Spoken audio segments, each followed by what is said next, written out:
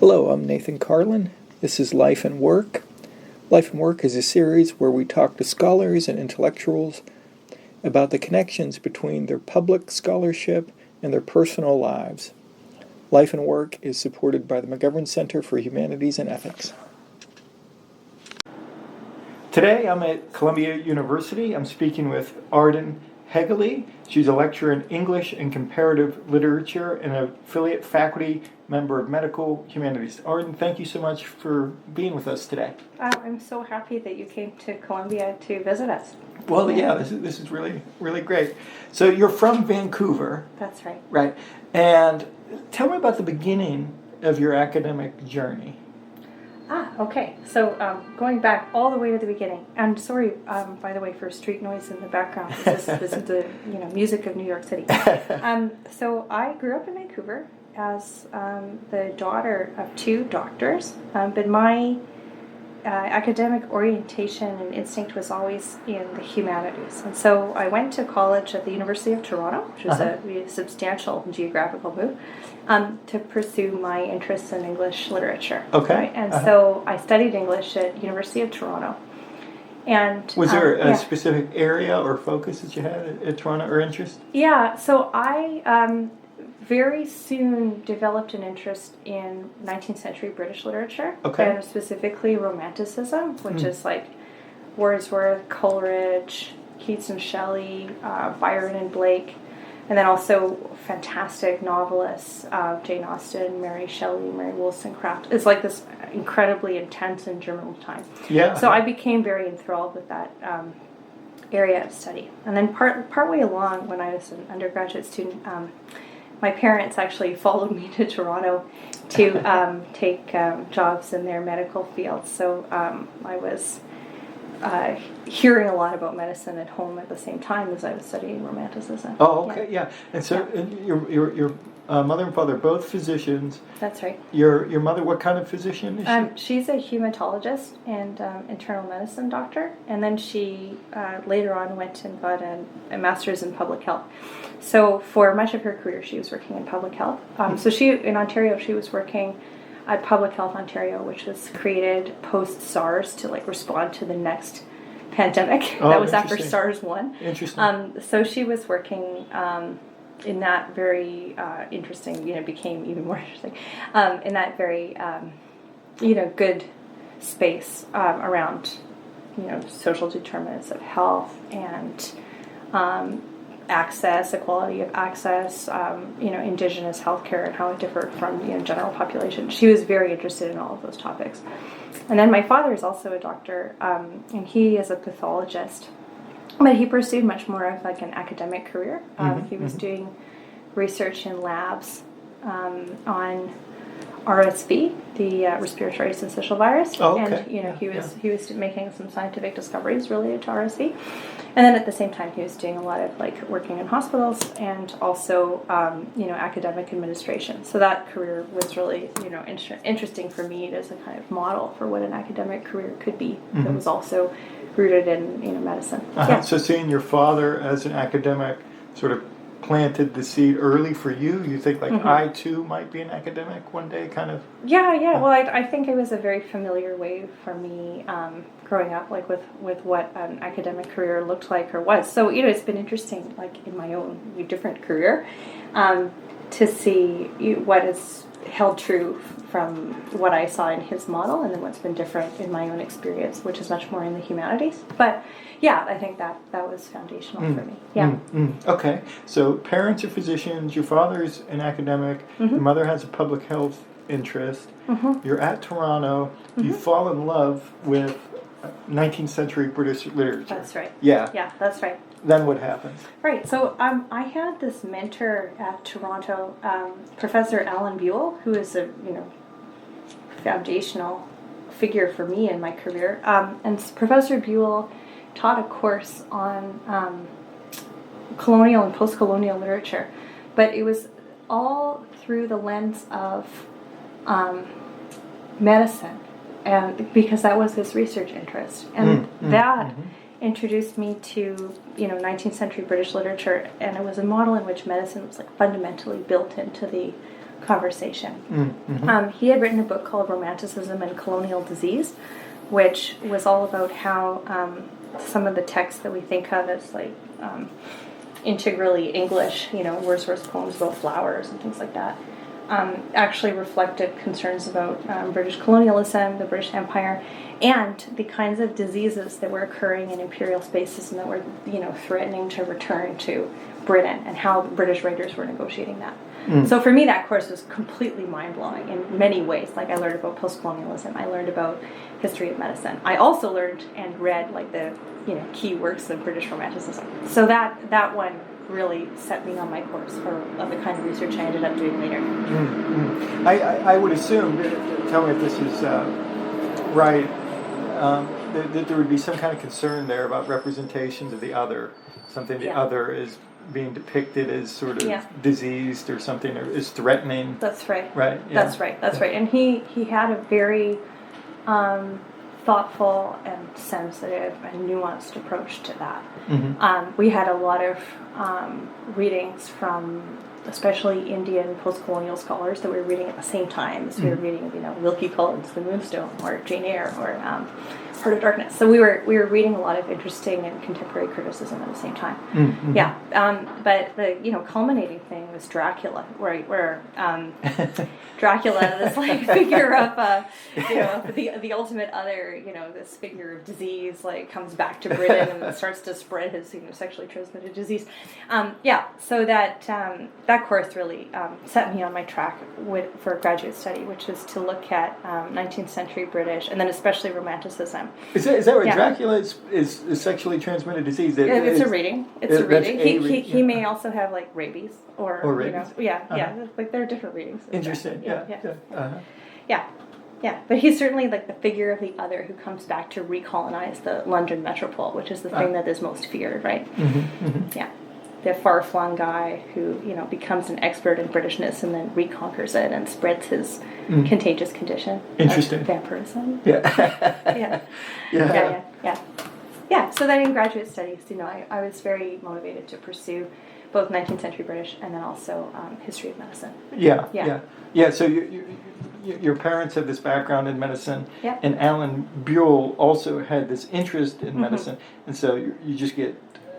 You want to keep pursuing it. Right. And so you moved to Columbia University as a graduate student. Yes, that's right. Yeah. So I got into the PhD program at Columbia, and I was very, motivated to, immediately jump into my study of the Romantics. So, the first week I was here, I had this idea that there would be something about Byron that had never been revealed before, that was in the Columbia Rare Book Manuscript Library, and then it was there, and so I was able to publish something about that.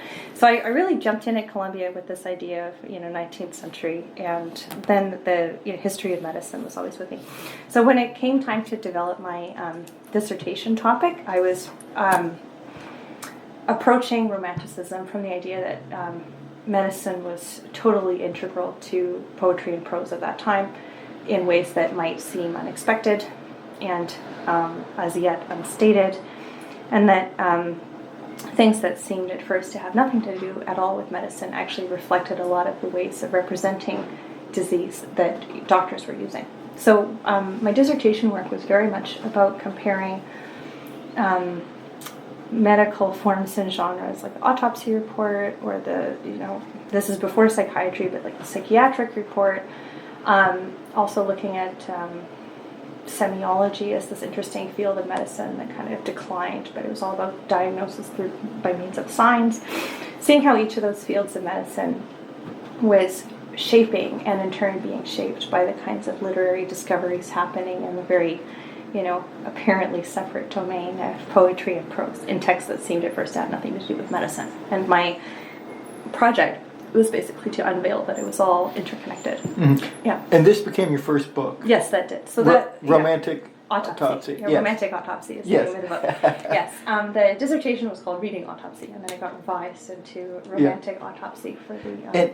And tell me if I'm understanding you correctly. So the main thesis or thrust of this book is that there's a relationship between medicine in literature, and it sort of kind of goes both ways, that medicine sort of influences literary form, and then literary form also influences medicine in some way. Is that right? That's right. Yeah. That's right. Can It's you bidirectional. Yeah. Bidirectional. Can you give me like maybe one example of each direction there? Yeah. Oh, sure. Yeah. Yeah. So my very favorite example, which was also the most controversial example when it came to peer reviewing, but then it became the example by which the book was most known when it got through, right? So I'm most proud of it.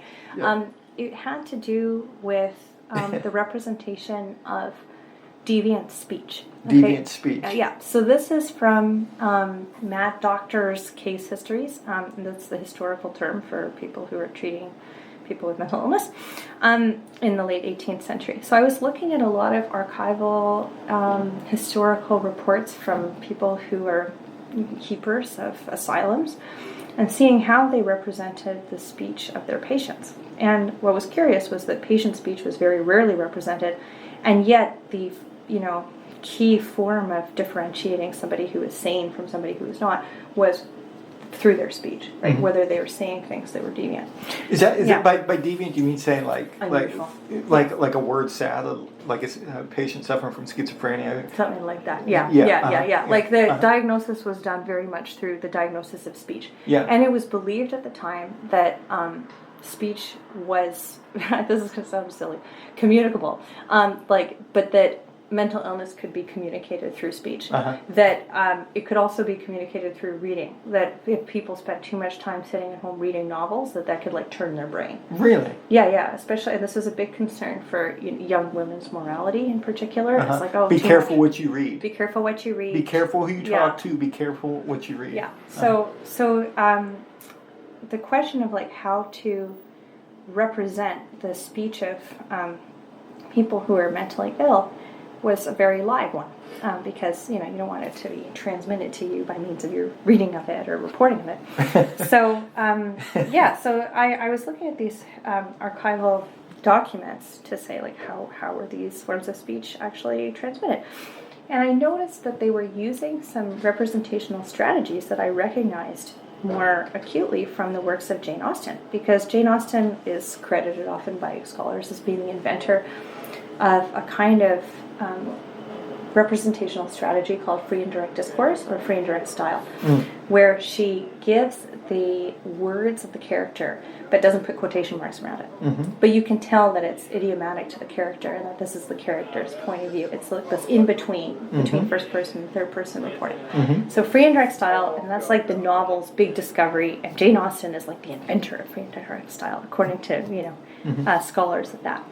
So what I found was that, interestingly, 18th century came before psychiatry, also is using free and direct style, and it was also using these other kind of in-between forms of representation, which had the effect of simultaneously rendering what was unusual or different in the person's speech, while also not actually representing it in like direct quotes, so as to shield the reader from being affected by it.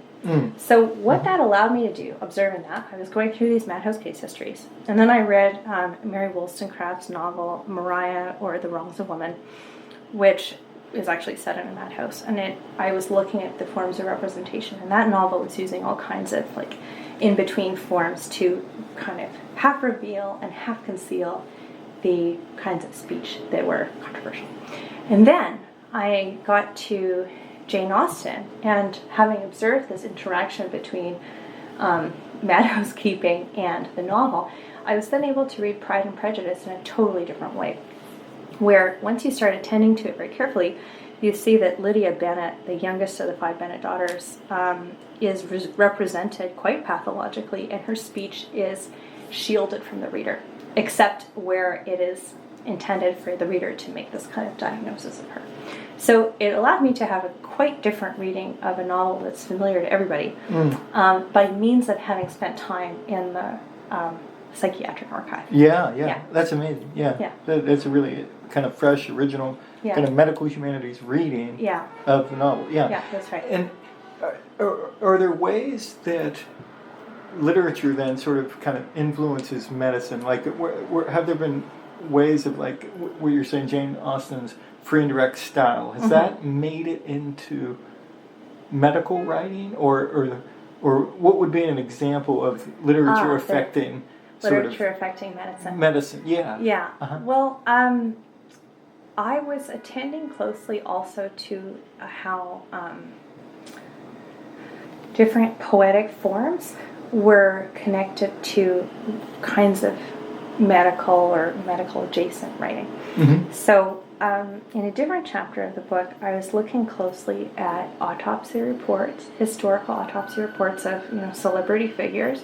So in the 1820s, 1818, 1820, that kind of time, there was this strange flourishing of publishing in popular print autopsy reports of celebrities. Okay, this is like something we wouldn't do now. Like in the newspaper, they would where they would have like Napoleon's autopsy. Here's like a special 30-page book you could buy from the most eminent publisher in Britain. That's interesting. It's so weird, right? Okay. Yeah. So so I was looking at these autopsy reports of like Princess Charlotte, Napoleon, Byron, and Beethoven, all these like celebs, and seeing what they had in common. And what I found was that these autopsy reports, they had a kind of implicit structure to them.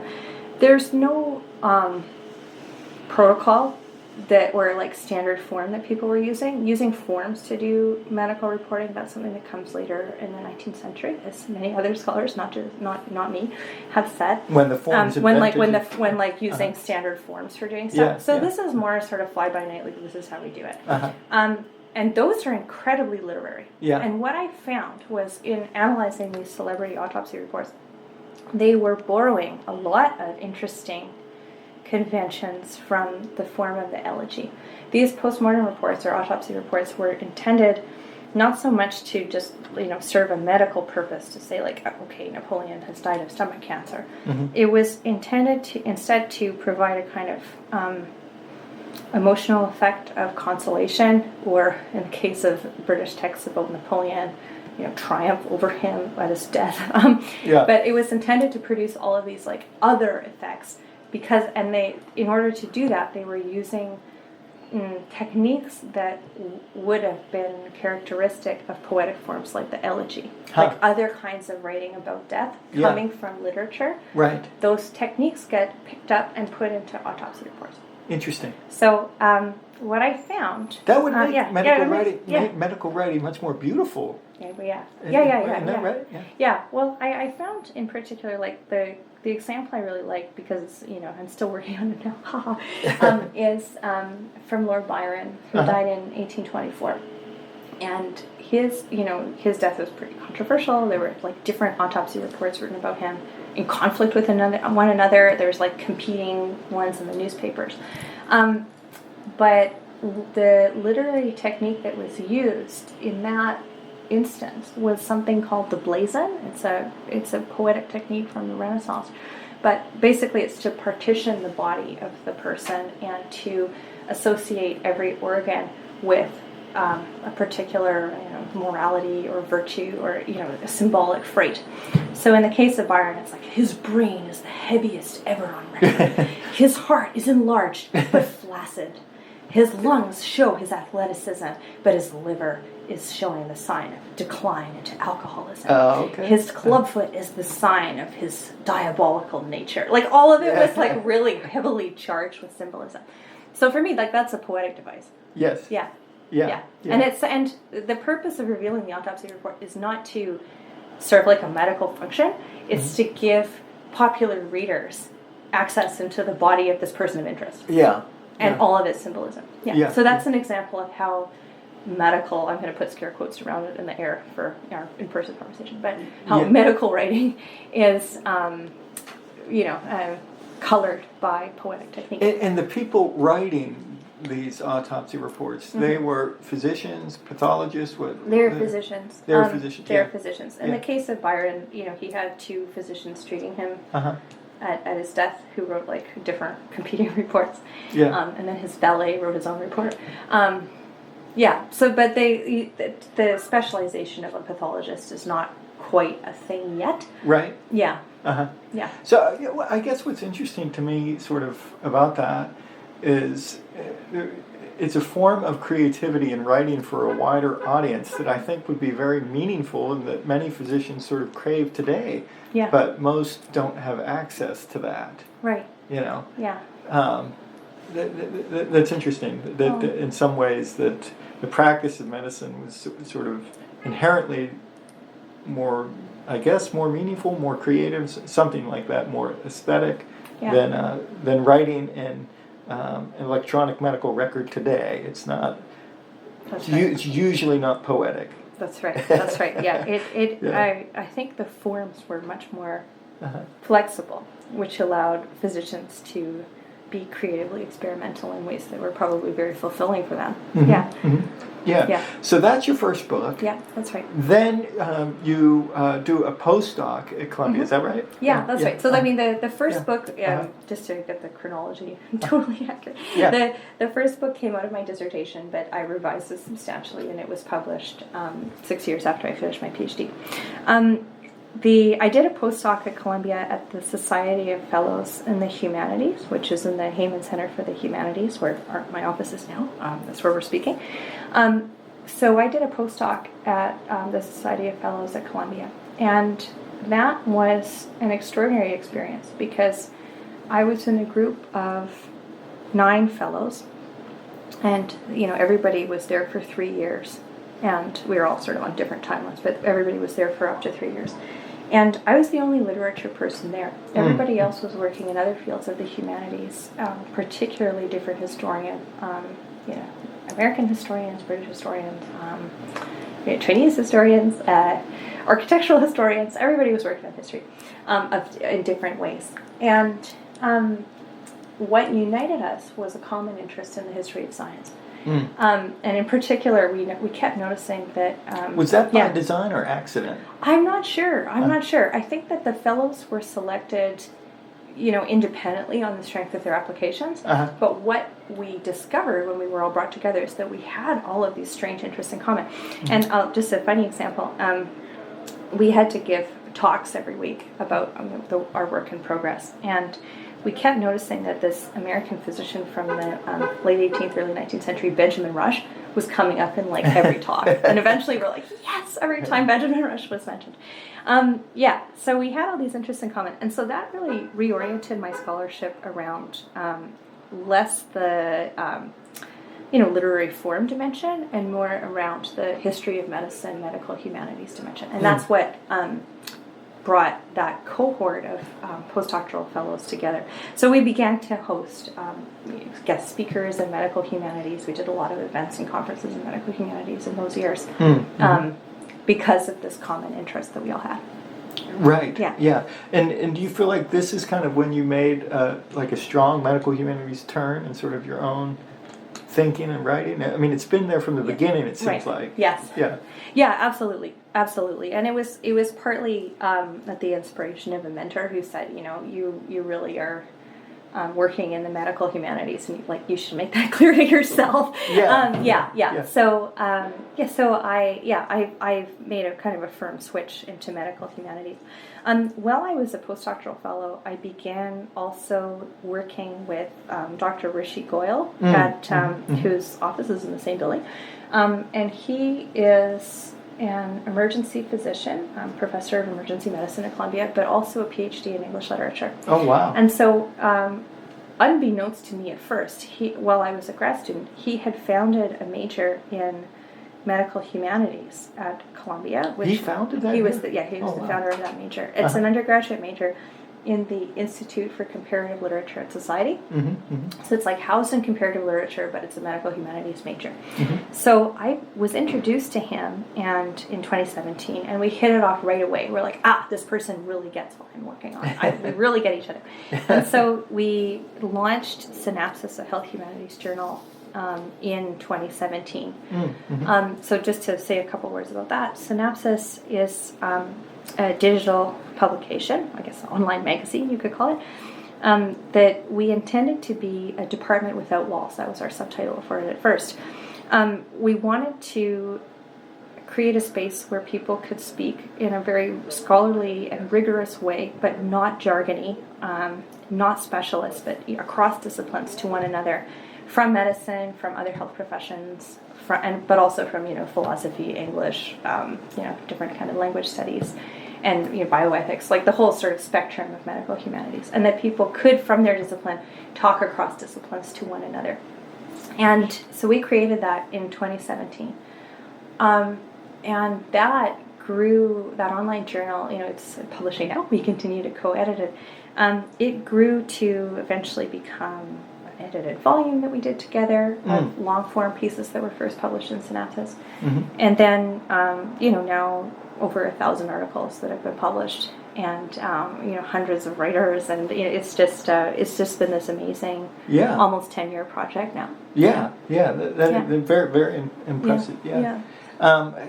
Tell me about the title of the journal. How did y'all come up with that? Yeah. So we originally called it Medical and Health Humanities, a very descriptive and yet not very exciting name. Yeah. And then after about a year, we thought, okay, like we should, although the URL is still medicalhealthhumanities.com, so go there.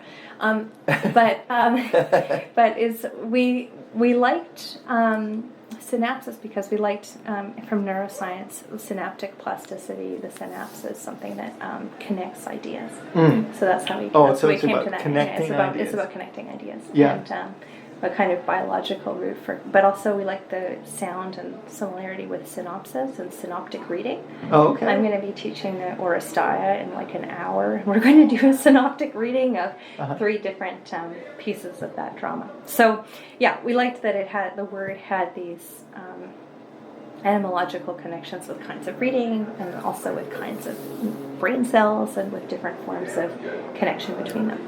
Yeah, that's interesting. So synaptis is in synoptic as in seeing together. Yeah. Is that right? Yeah. So yeah, that's great. And so my and the journal has been remarkably international. Is that right? Yeah. Well, we've been really pleased by this. I think we have never.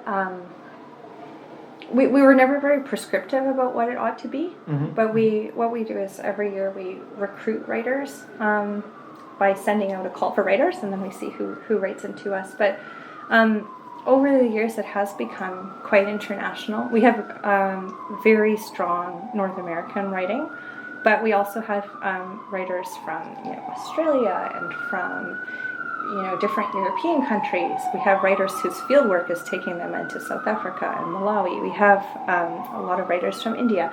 So we have been very happy with the international reach of the journal. And then if you go and look at stats, who's reading it, it is very international. The readership is totally international. Yeah. Other things that you've collaborated with Rishi on? Yeah, so basically our professional collaboration and friendship was very much around, synapses. And then in 2019, I began working even more strongly in medical humanities, both at the Morningside campus at Columbia, which is Arts and Science, and then also at Columbia Medical Center. So I became involved with Rishi in a number of different research projects, beginning in 2019 and then continuing through now. So one of them is the Motherhood and Technology Working Group, which we got a grant from the Center for the Study of Social Difference to have in beginning in 2020. That was after I became a mother myself. We recruited scholars, both from Columbia, a huge range of disciplines, but then also outside Columbia, to come and meet monthly, virtually at that time, to talk about forms of technology and motherhood, and then what were the trailing ethical implications for particular kinds of technology. Because, you have this avant-garde, fertility technology, but what follows are all these, interesting bioethics questions that are not easily answered. So the technology is adopted very quickly, but then all of the unanswered questions are kind of lingering. So we're working a lot on that. Yeah. What are some an unanswered question that you find striking? Well, I mean, these are very, very live political topics right now, right? Like whether embryos are people. A question raised by IVF that the people who are coming up with the technology of IVF probably never anticipated. Whether embryos should be legally considered to be people. This has been found in several states to be the case, or at least one state, I should say. Also, surrogacy is something that is has very interesting questions attending it. We were doing a comparative approach of jurisdictions that had altruistic forms of surrogacy, that is where the surrogate doesn't get paid, comparing that to jurisdictions, especially in America, where the surrogate does get paid, and then what are the different kinds of what are the different models that emerge from that? What are the different relationships, human relationships that come from that? That's interesting. Yeah. So there would be some states that you can have a sort of for-profit surrogate. I think most of them. Most of them. Yeah. Oh, okay. And then in contrast, the UK and Canada are altruistic surrogacy only, can't be compensated. Yeah. But then Canada, as the journalist Alison Motlach has detailed extensively, has this secret underground market of everybody actually gets paid, although it's supposedly altruistic. Oh, I see. And that kind of gray market surrogacy is very problematic for the well-being of the woman carrying the pregnancy.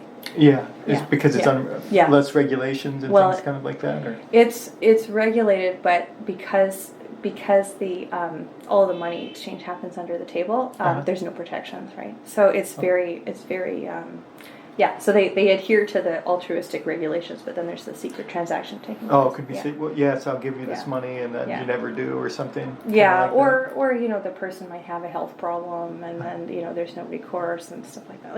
And custody issues. There are a number of very strange cases.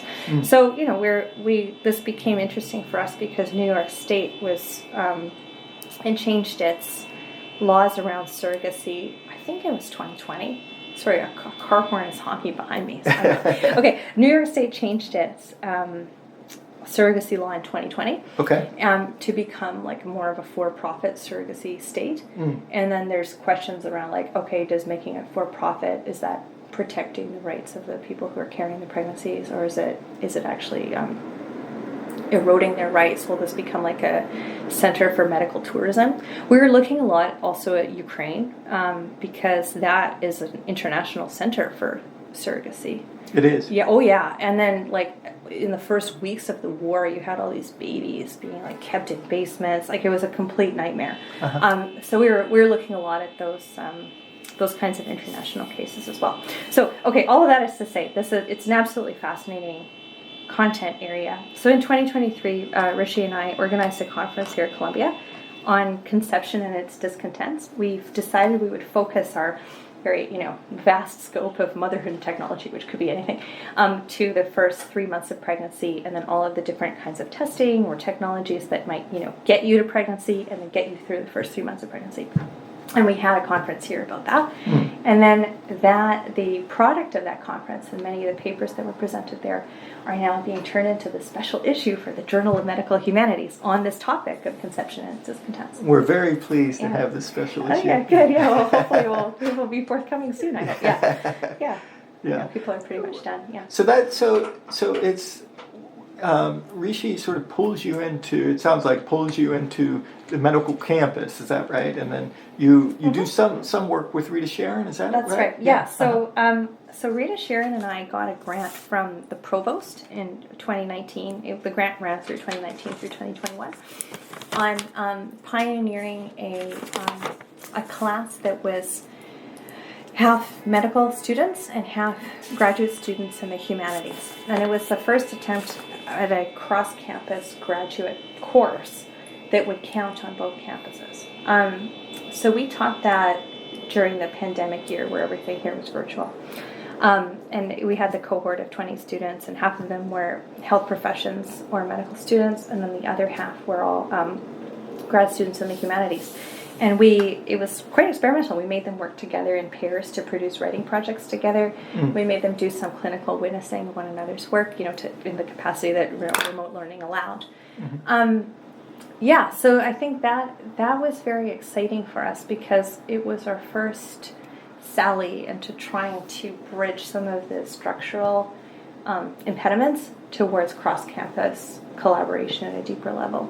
Sure. Yeah. So Rita Sharon and I worked together as co-teachers for a year. And this course was taught through the Department of English and Comparative Literature, which was great because Rita also has her PhD from that department. Right. Yeah. Right. Yeah.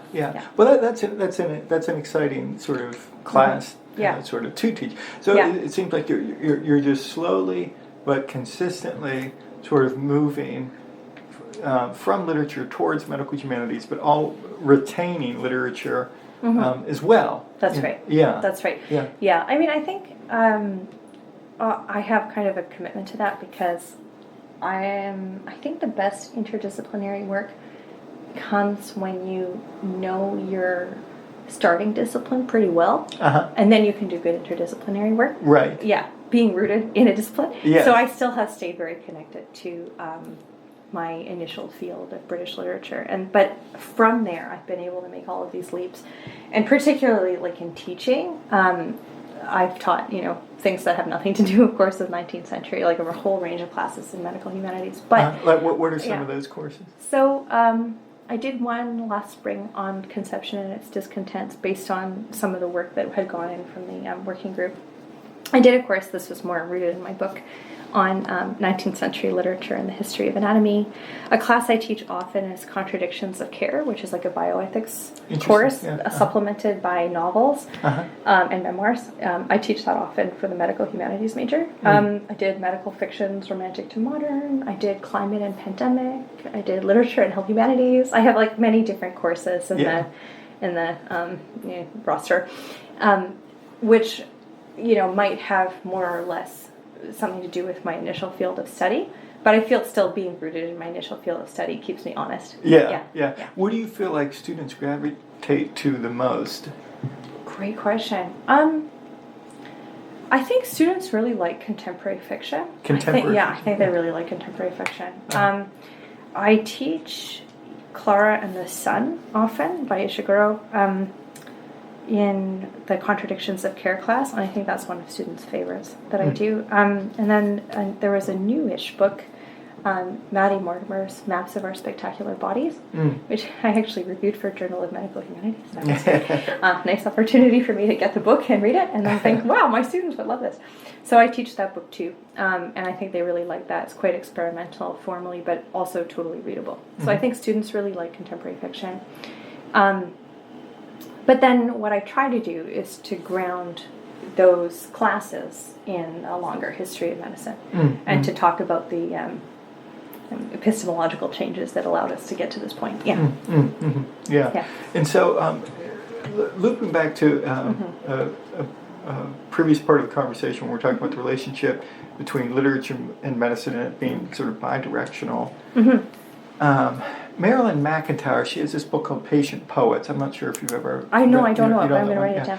It's a very short book, but it has in a very simple but elegant kind of thesis where it's kind of like a gentle kind of critique of narrative medicine is how I sort of read it. And her point is that the genre of the poem, because it's fragmented, because it's episodic, actually fits the clinical encounter both for patients and doctors. The genre fits more naturally sort of with contemporary clinical experience than the novel. Because the novel is long. There's a beginning, there's a middle, and this long relation, like a bunch of characters and things like that.